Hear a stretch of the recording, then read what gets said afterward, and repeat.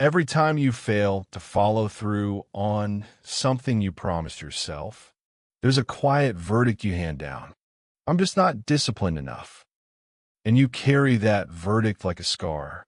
You've tried harder. You've set alarms. You've made lists. And yet, here you are again. Same cycle, same shame, same conclusion about your own character. But what if the verdict was wrong from the start? Chapter 1. The brain was built to betray you. Here's something nobody mentions when they hand you a habit tracker or a morning routine checklist. Your brain is not on your side. Not because it's broken, because it was designed for a completely different world.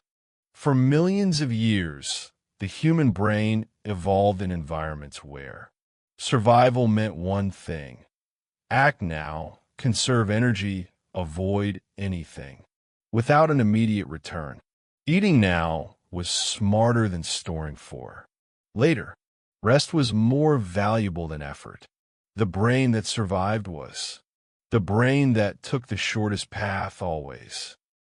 That brain is still running in you today. When you sit down to work on something that matters, a project, a habit, a goal you've set 3 times already, your brain doesn't see ambition. It sees an unnecessary energy cost with a delayed and uncertain reward. And right next to it, your phone is offering something instant, predictable, and effortless. The brain's choice is obvious, and it was never a character flaw. It was always a design conflict. Chapter 2. You've been blaming the wrong thing. A PhD researcher who spent years studying procrastination said something that stopped me. She almost quit her program, not because she didn't care, but because she cared too much. The work she was most invested in was the work she couldn't face. And for a long time, like most of us, she assumed that meant something was wrong with her. It didn't. What she found through her research and what the science consistently shows is that procrastination is not a laziness problem. It's a self-regulation problem, an emotion regulation problem. The task triggers something uncomfortable: fear, anxiety, self-doubt, the quiet terror of trying and falling short. And the brain does what it was built to do. It retreats.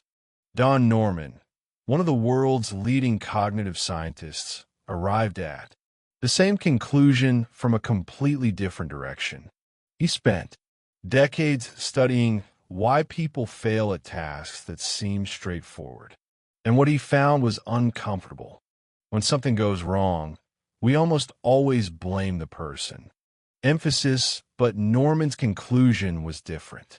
In almost every case, he studied what looked like human failure was actually a design failure. He called it this directly. What we label human error is almost always system error. The environment was wrong. The signals were wrong. The path of least resistance led somewhere it shouldn't have. Think about the last time you failed to start something you intended to do. Your gym clothes were buried in the drawer. The project felt enormous with no clear first step. The reward was months away and abstract. And meanwhile, the couch was right there. You didn't fail because you were weak.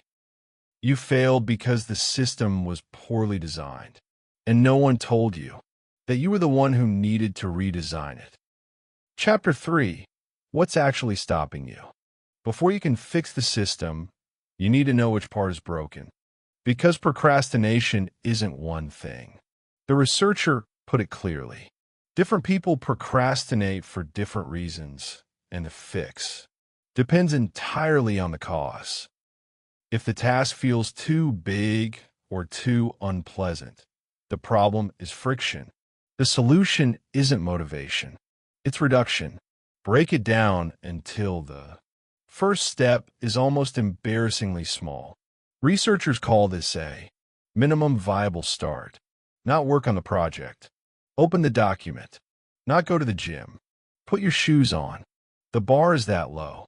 And it works because starting is the real obstacle, not continuing. If the reward feels too far away, the problem is time.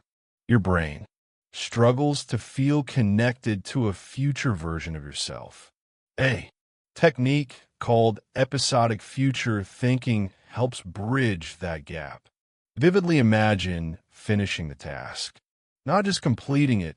Feel what? It's like on the other side. The relief, the pride, the freedom. That. Imagine future self becomes real enough that the brain starts treating the work as valuable now, not just eventually. If the emotion is the obstacle, name it. Affect labeling sounds almost too simple, but the research supports it.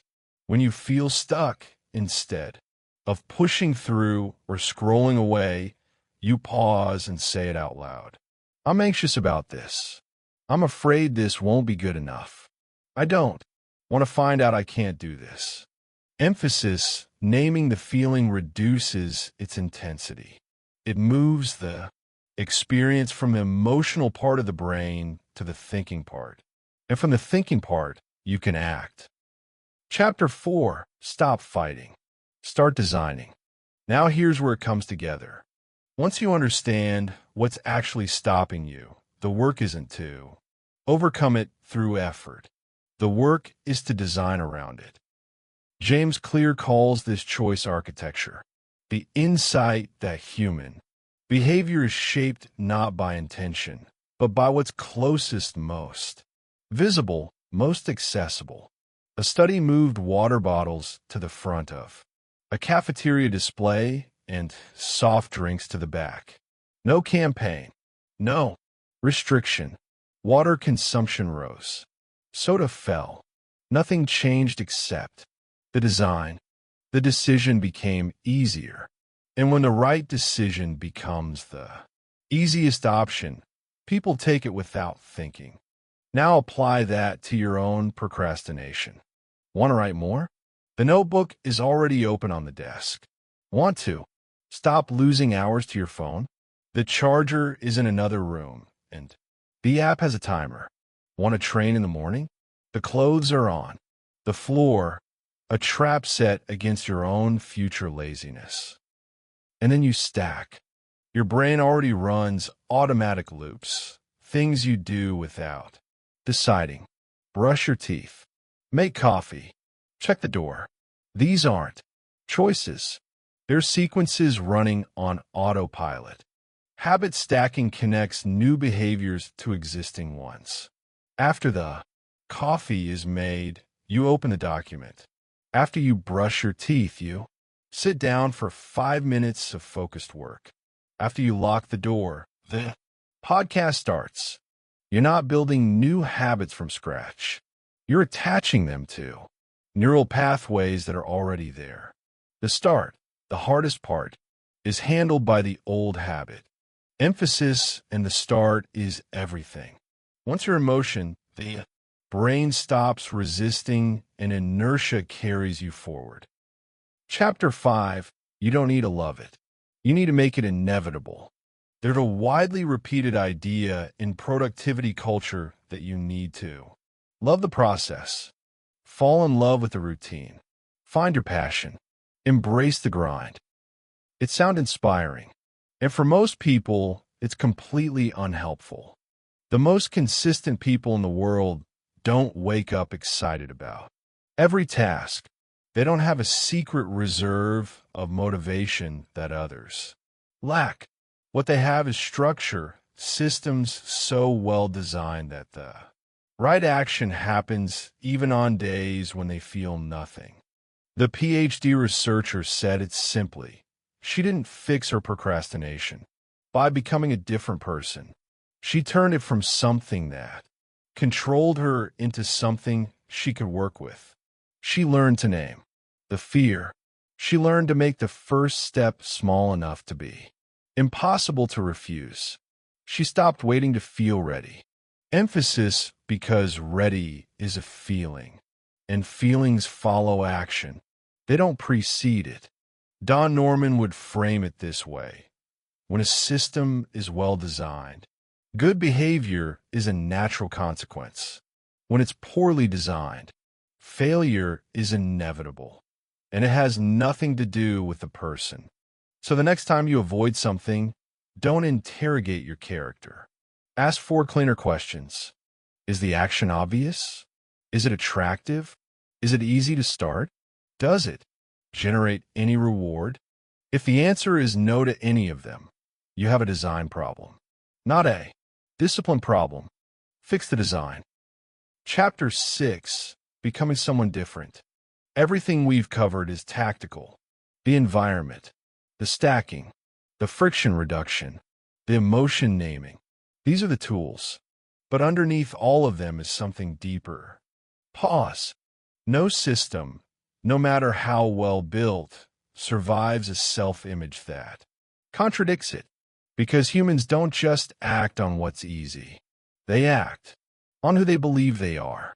Every small action you take is a vote in the direction of an identity. When you execute, even for 2 minutes, even badly, even with the minimum viable version of the thing, you are telling yourself something quiet but powerful. Emphasis, I'm the kind of person who does what needs to be done. And those votes accumulate. Slowly, without announcement, they begin to shift how you see yourself. And when your identity shifts, behavior follows, not through force, but because consistency with who you are becomes the path of least resistance. Real discipline isn't a trait you either have or don't.